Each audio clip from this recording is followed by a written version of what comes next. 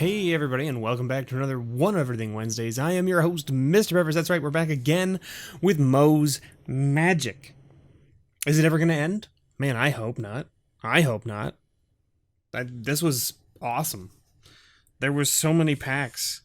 We're about halfway through. I would say about halfway through now. Just over halfway, I guess, at this point.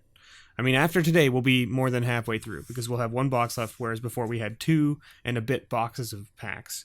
I think we've got, what, maybe about 40 packs left? Maybe not. Yeah, 40 packs left with this, right? Yeah, because there's about 30 packs in here, and there's about 10 packs in here. So about 40 packs left. There was over 100 packs, so we're just over halfway. That makes sense because I think we're on episode 7. So there you go, and I think we're going to be at about 10 episodes out of the box, so let's get right into it. MOZ Magic is a little shop located around Erin, Ontario. If you can make the trip, I highly recommend it. Mo is a phenomenal man. He's super friendly, super nice. He's all about the community. He's got a little shop there, but holy moly, so much product. Crazy.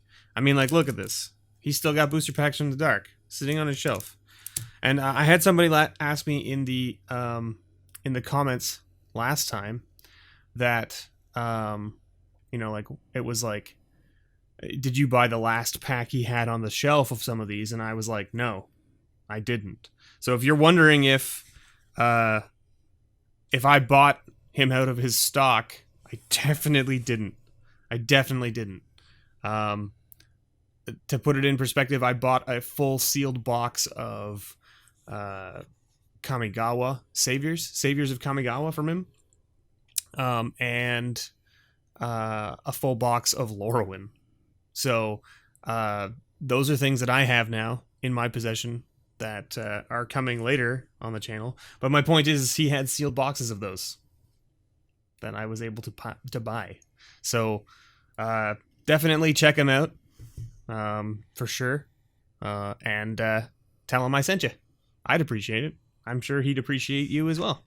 So without further ado, let's get right into it. I mean, we're here for this, right? If you're unfamiliar with what's going on, we're opening up one of every pack that MOZ Magic had available on their shelf.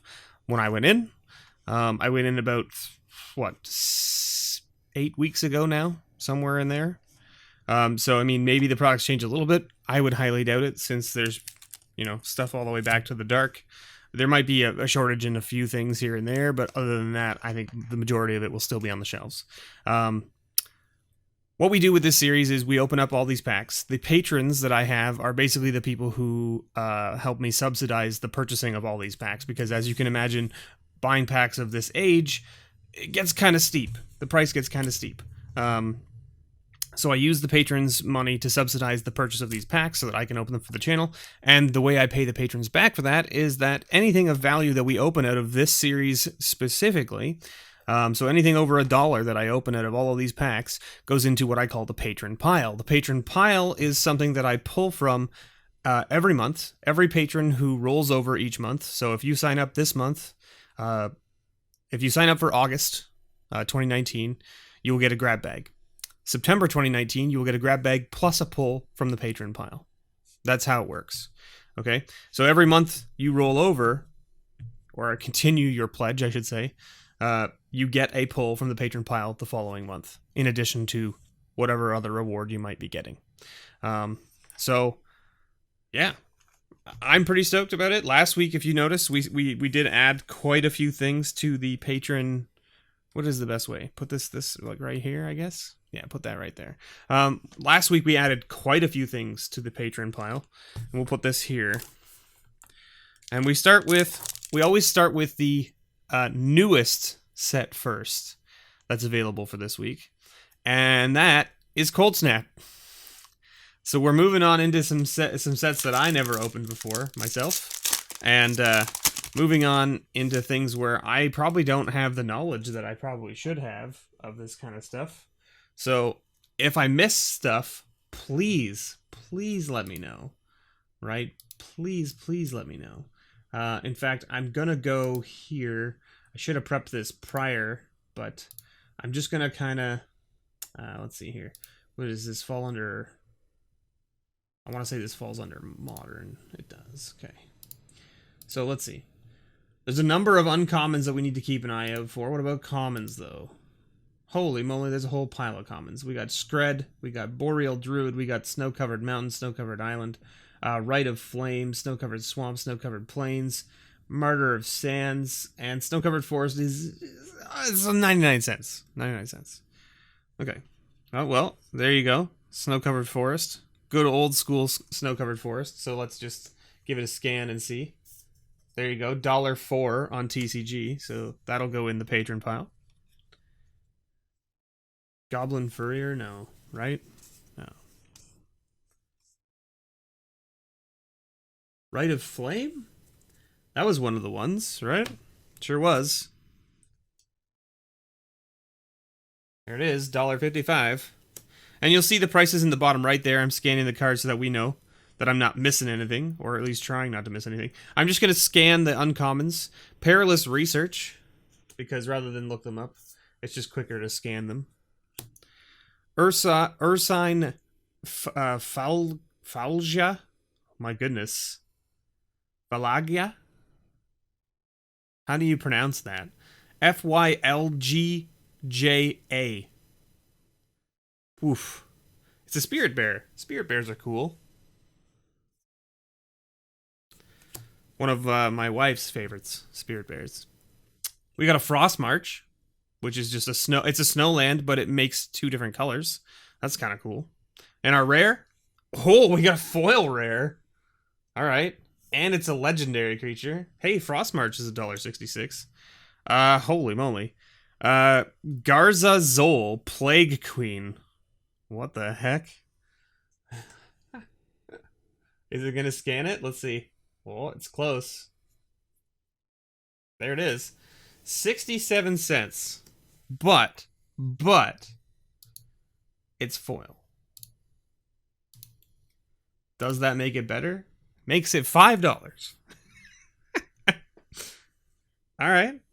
67 cents normal, $5 foil. 5/5 flying haste. Whenever a creature dealt damage by Garza Zol, Plague Queen, this turn, is put into a graveyard, put a 1/1 counter on her. Whenever Garza Zol deals combat damage to a player, you may draw a card. Flying haste 5/5 for 7. I mean, it's not terrible. It's not terrible. And I mean, it's foil, so I'll take it. I mean, we're adding 4 cards from that one pack to our patron pile. So I'm not going to complain. Next up is Dissension, which for those of you who know, I've just started opening up an entire box of Dissension. I didn't get the box of Dissension from Mo. I had it before I even knew about MOZ, so... This one, I don't remember if there's certain things that I need to be worried about in the common slot. I can't remember. Since I've only done 1 week so far, I'm not super familiar. There are a few. We got Utopia Sprawl, we got Psychotic Fury, we got Rakdos Signet, we got Azorius Signet. So those are the commons we need to be worried about. Good old bounce lands. The bounce lands are great. I love them. They can really screw people up if they don't use them properly. Like, I've seen plenty of people essentially use them for, like, on turn 2 and bounce a land to their hand without doing anything with the 1 mana they had, and then they're like, oh, I have to discard, and you're like, yes, you do indeed have to discard. Simic Guildmage, which I don't think we have to worry about too much. Nope. Drekavac. No Utopia Sprawl for us, unfortunately. We got Patagia Viper. And our rare? War's Toll. Didn't this... this just got a reprint, didn't it? Did this get a reprint in Modern Horizons? It's $1.93. Let's see. Did it get a reprint? It did. It got a reprint in Battle Bond. Ha, see? I knew it got a reprint. I was like, I've seen this card just recently somewhere. All right. Next up is Guildpact. Good old Guildpact. Alright, so we've got, of course, our ley lines and our shock lands, right, that we could see. But what about in our common and uncommon slots? Common, there's only one. Is it Signet? And uncommon, there's only two. So we don't have to worry too much about commons and uncommons from this set. There's the good old bounce land. Some sweet cards in this set, though. I really wish I had been playing at this time. Because, like, this was, like, what, one of the first times on Ravnica, basically? I don't know if it was exactly the first time, but it was, you know, this is when they started adding in all the, like, the guild stuff, right? Ether Plasm. The only uncommon we need to be looking for is Shattering Spree and Souls of the Faultless. Dagger Claw Imp. Gelectrode. Good old... The art on this is phenomenal. If this is in foil, this card looks beautiful, I'm imagining. Because, like, it looks super cool. And Rumbling Slum. Oh, it's like a housing district. 39 cents. Unfortunately for us, not good enough to add to the patron pile, but that's still a pretty interesting looking card, that's for sure. Alright, Ravnica, City of Guilds. Here's another one, right? We could have had shock lands from this one as well, I believe. And not just that, but also you've got some other interesting cards, I believe. Yeah, Dark Confidant, Doubling Season. Like, there's some heavy-hitting rares in this set. So we, in commons, we've got a few, though. Muddle the Mixture, Drift of Phantasms, Stinkweed Imp, Dimir Signet, Farseek.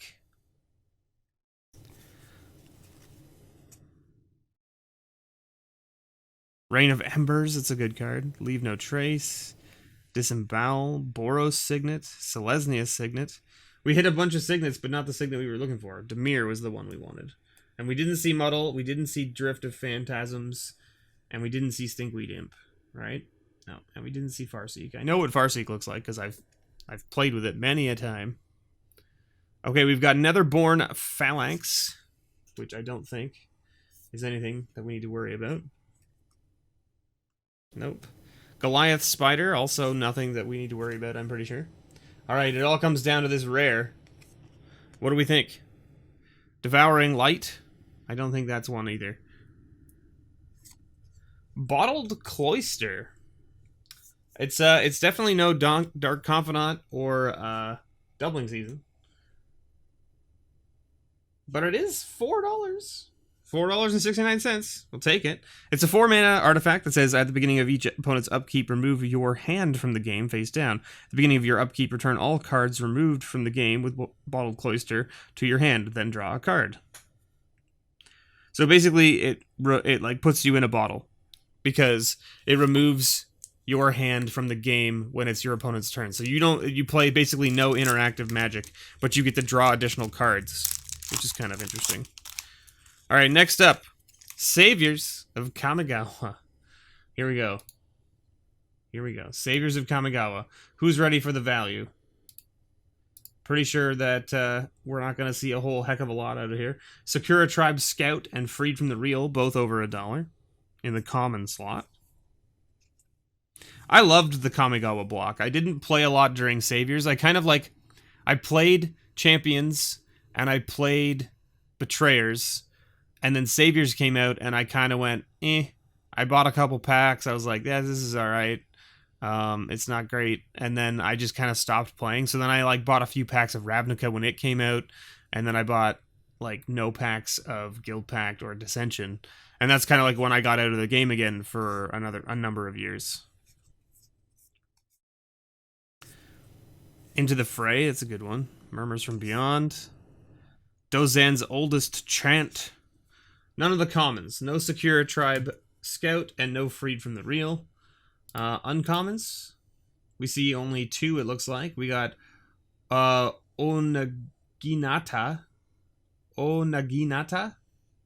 And Footsteps of the Goryo. And then, of course, you got Ebony Owl of Netsuk, which is, right on the edge. Let's scan it and see. It says 98 cents on Yeah, so see, 96 cents. It's close. It's close. Nico Una and Ghost Lit Raider. This card's lit. Like it's in the name. Sorry. I know that's what the cool kids are saying these days. And our rare is Koho. Minamo Historian. Minamo Historian? Let's see. $2.30. So again, this block was very heavy in legendary creatures and things like that. So like, as you can see, it's a 4 mana, 2 and a blue for a 2/2 legendary creature human wizard. And when it comes into the play, search your library for up to 3 instant cards and remove them from the game, then shuffle your library. Pay X and tap. You may play a card with converted mana cost X removed from the game with Koho without paying its mana cost. Even though you really paid its mana cost by tapping the X. But the idea is that you don't necessarily have to tap it in the right colors, which is kind of cool. Alright, Betrayers is next. So, I mean, like, we're doing pretty good this week, too, for a patron pile. Not too shabby. Not too shabby. Betrayers is next. It has, like, what, about the same amount of value or so. Not too many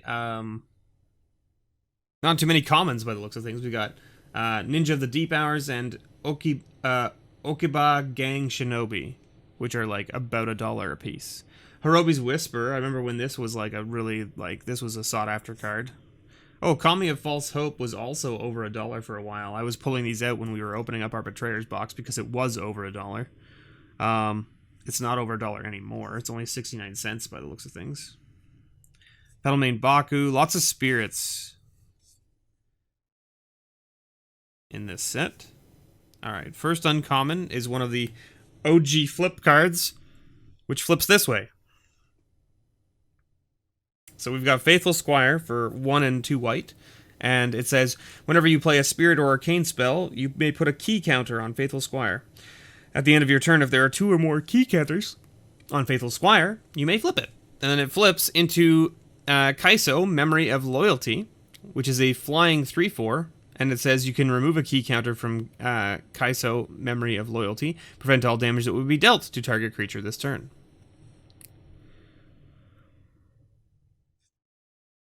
And I don't think we have to, I mean, like, I'll double check the uncommons here. I know there are some uncommons of note. I don't think this is one of them. No. So we've got Walker of Secret Ways, Throat Slitter, Flames of the Bloodhand, and Tallow Wisp, which are uncommons over $1. Genju of the Spires also not so much. And Minamo Sightbender, not so much either.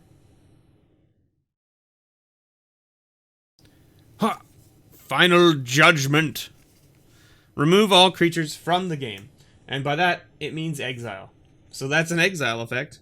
Final Judgment is an exile effect. It's sorcery speed, but an exile effect nonetheless. So we know what we're adding out of this pack. We know we're adding a card out of this pack to the patron pile for sure. It is, of course, the land. Because I think the lands are quite a bit. This is Unhinged, right? Yeah. So if we look at Unhinged, I generally don't try to add cards from these unsets to the patron pile just because they're not really playable in anything. So like if I go to commons, there is one common worth about $1, which is Curse of the Fire Penguin. And if I go to uncommons, there are 2. Cheaty Face, which is like $3, and Booster Tutor, which is $1.50. And then in the rare section, there's a bunch that are over a couple bucks. I generally try not to add these just because they're not really playable. I added the Richard Garfield rare just because that was a cool one to sort of like, it's a nostalgia one. So anyway, Frazzled Editor, Smartass, Bloodletter. These cards are great, so I guess we should slow roll these ones, right? Because these are, some of you might not be familiar with these. A lot of you will be probably familiar with Unstable since it came out just within the last 2 years. Smartass, Bloodletter. This is like some of the OG unsets. So if you see, like, this was the second unset ever made, I believe. Yeah, because it was unglued first and then unhinged and then unstable. And this one was made in about 2004 by the looks of things. So 2004 was unhinged and they didn't make unstable until like what, 2017? 2018. Yeah, so like a big gap between the unsets. It took Mark Rosewater a lot of time to convince them to let him do another. Word mail. Good old word mail. Bursting Beebles. No, not the Beebles. Vile Bile. Goblin SWAT. Team. It says team under there. Oh, look, it's Snot. I played a bunch during this set, and me and my friends actually had a bunch of decks built out of these cards, and we would play them from time to time because they're so hilarious. Okay, we're on to uncommons now, so we didn't hit any of the commons. Spell counter, which is counter target spell. Gotcha. Whenever an opponent says spell or counter, you may say gotcha. If you do, return spell counter from your graveyard to your hand. Huh? Huh? Seems pretty good. Zombie fanboy. Name dropping. It's whenever an opponent. What's the purpose of this? If an opponent would say a word that's in the name of a card in your graveyard, you may say gotcha. If you do, return that card. Oh. Wow. Whenever an opponent says a word that's in the name of a card in your graveyard. Wow. Yeah, that can be. So this is an enchantment that stays in play, and then you can say gotcha. There's our beautiful swamp. Look at that. Oof. That is what I'm talking about. And our... Oh! We hit a Mox Lotus. So look at that swamp. That swamp is $7. Is that the most expensive card we've opened so far? I want to say yes. Yep. The land is so far the most expensive card we've opened this week. That's pretty funny. But Mox Lotus is the heaviest hitting rare out of Unhinged. With $7.44. So the land is still even higher. But the Mox Lotus, I'll put into the patron pile just because it's the heaviest hitting rare. And then my patrons, they can let me know if they don't want that. If you guys don't want the un card in there, just let me know. And I'll make sure that I take it out before we do the next grab bag stuff. Champions of Kamigawa is next. Alright. There's an uncommon in here worth $30. Can you all guess what it is? I think most of you should know.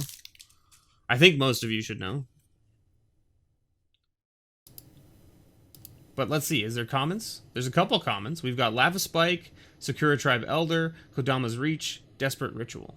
Okay.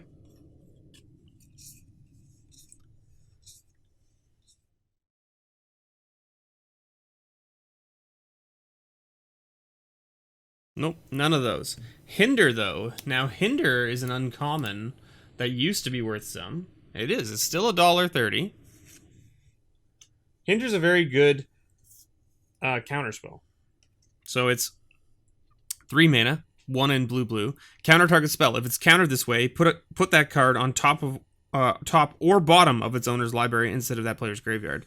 Great for countering things like stuff that has like flashback or things that have retrace or whatever, because you can put it on the bottom and then they just can't cast it again for the rest of the game essentially, unless they have a way to get it off the bottom of their library.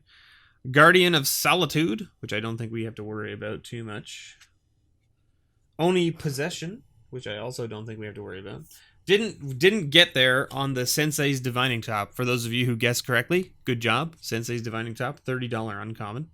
And our rare, a Hair-Strung Koto. Nothing on those uncommons. Okay. Put those over there. And, oh, we got a foil. Oh, foil Sakura Tribe Elder. Very nice. It's one of the commons worth something. Rare, only 24 cents. That's okay, though. That is spicy. Let's see. Okay, Sakura Tribe Elder. It sees it. It thinks it's from Commander 2016. It is not. It is, in fact, from Champions of Kamigawa. And it is, in fact, foil. $15 for that Sakura Tribe Elder. Woo! Mwah! Thank you, Mo. You picked correctly. Well, maybe it wasn't you, Mo. It was the ladies, right? I brought my wife and one of our friends with us when I went, and I made them pick all the packs because my luck is terrible. And I'd rather my patrons get luck from somebody else. So there you go. $15 for a foil Sakura Tribeller. Never in my life would I imagine. I would assume it's because it's not in foil in any other format that it's been printed in.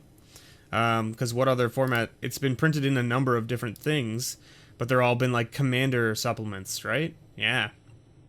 Yeah, so like, it was printed in Conspiracy. So it could have been foil from there, which makes sense. But yeah, all the other sets, like it's in Arch Enemy, it's in Commander 2013, 2015, 2016, 2018. None of those are going to have it in foil. So that's why the foil is so much higher. It's interesting. Interesting. All right, fifth dawn. Fifth dawn. Moving right along to fifth dawn. We're going to end this week with the original, the OG Mirrodin block. Who's ready? We've got... What is it?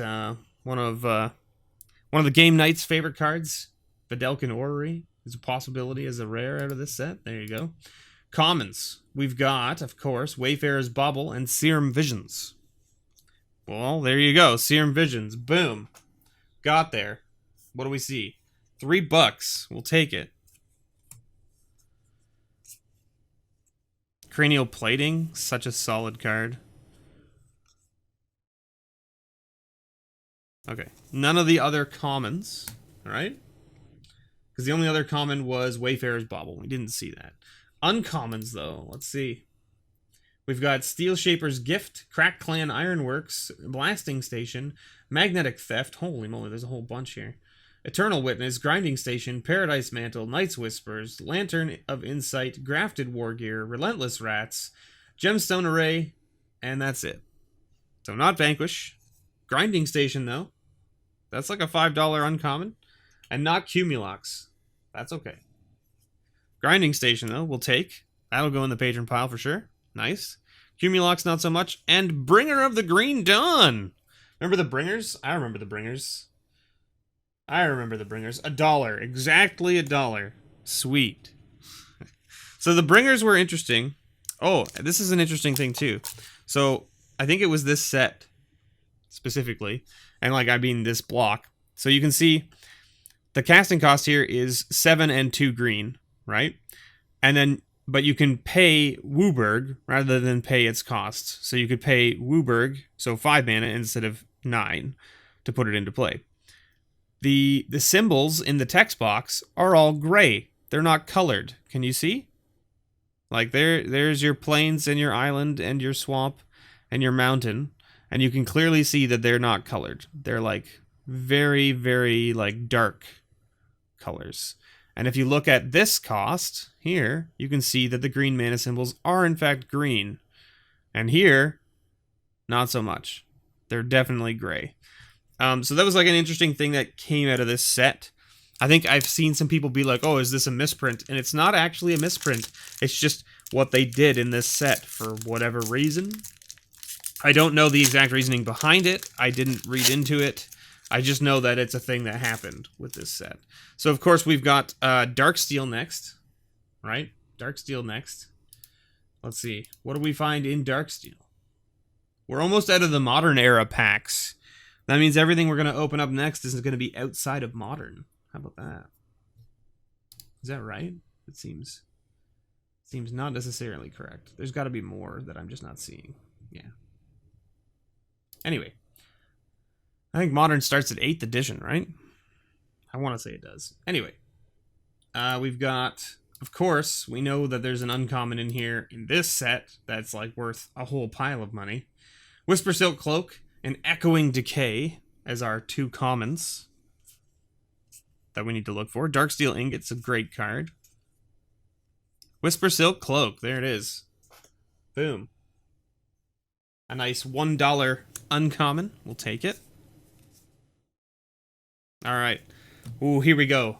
Big money, no whammies, right? We want to see that uncommon that's worth like $60, right? Dragon's Claw.